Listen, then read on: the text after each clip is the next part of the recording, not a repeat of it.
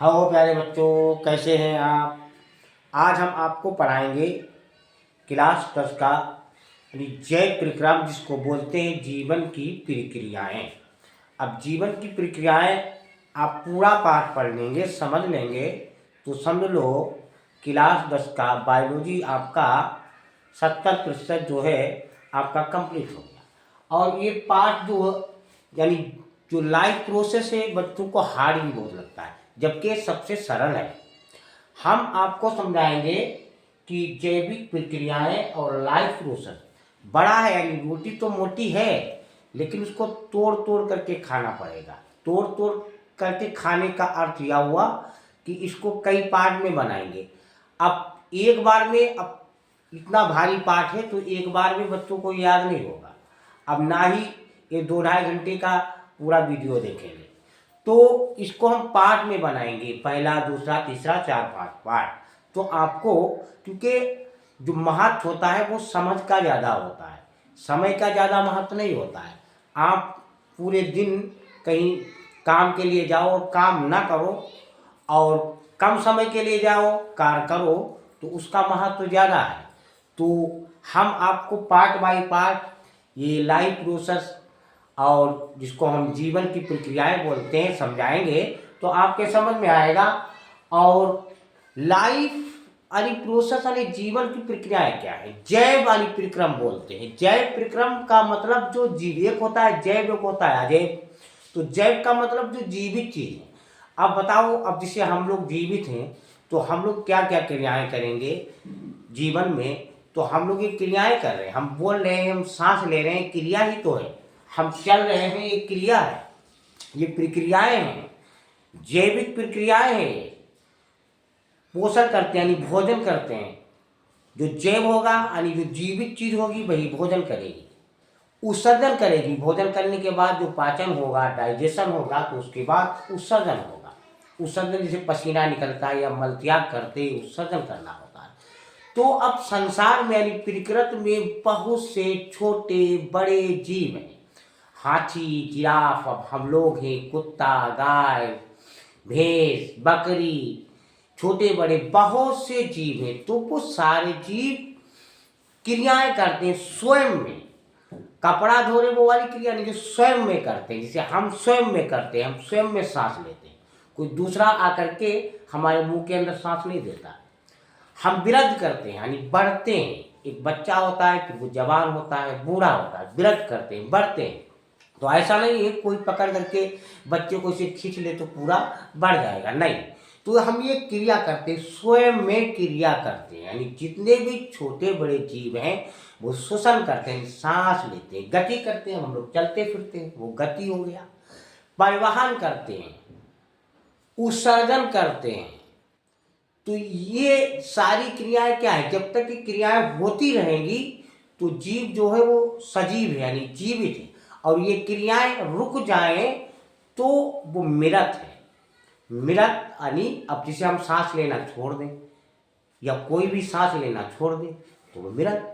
भोजन ना करे तब भी मर जाएगा, उत्सर्जन ना करे तब भी मर जाएगा। अब गति ना करे, भाई जब जीव है यानी जैव में हम है, जीवित है, तो हम गति करेंगे। अब जब जीवित नहीं है तो गति कहाँ करेंगे, दूसरा उठा करके ले जाएगा। तो ये सारी क्रियाएं, अब इसको हम परिभाषा कैसे बनाएंगे। भाई सभी जीवों की जैविक क्रियाएं यानी जो वो स्वयं करते हैं। अब हम स्वयं ही तो कर रहे हैं, हम सांस ले रहे तो स्वयं ले रहे हैं, हम चल रहे हैं तो स्वयं चल रहे हैं, कोई पीछे से धक्का नहीं मार रहा। हम वृद्ध करते हैं तो स्वयं वृद्ध हो रही है, और हम उत्सर्जन करते हैं तो स्वयं करते हैं।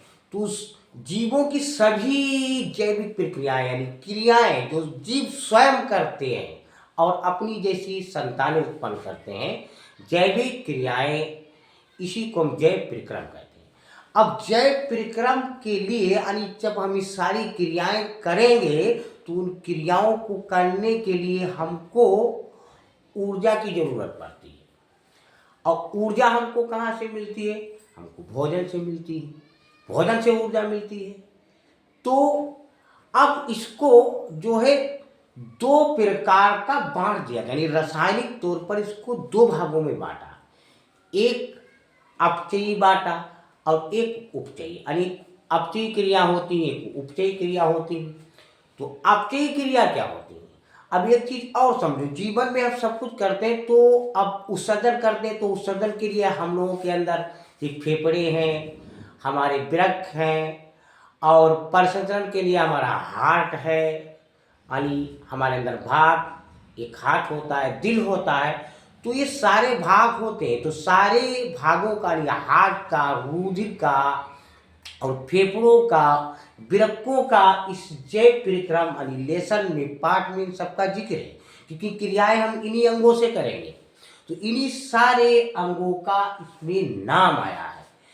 तो अपचयी और एक उपचयी, अपचयी जिसको हम बोलते हैं कैटाबॉलिक रिएक्शन, यानी अपक्रिया।